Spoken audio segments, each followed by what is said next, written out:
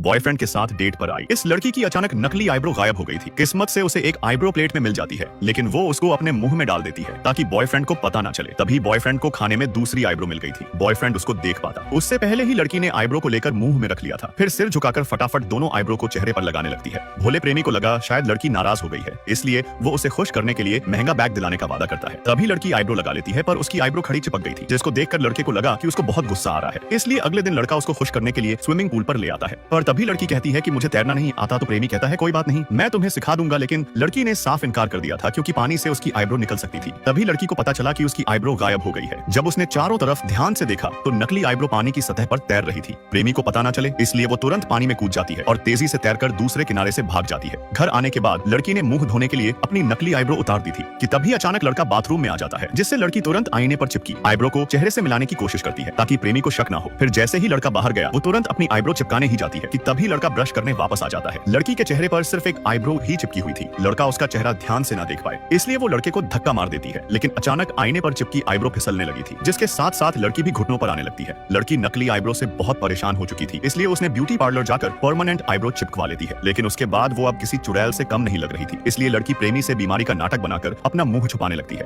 और तभी अचानक लड़के ने उसकी टोपी को उतार दिया था। ये देख लड़की तुरंत 200 की स्पीड से बाथरूम में भाग जाती है, जिससे प्रेमी को गड़बड़ का एहसास हो चुका था। अपनी आईब्रो छुपाने के लिए लड़की बिना सोचे आगे के बालों को काट देती है, पर इससे मामला अब और ज्यादा बिगड़ चुका था, जिसके बाद लड़की बाथरूम में बैठकर रोने लगती है।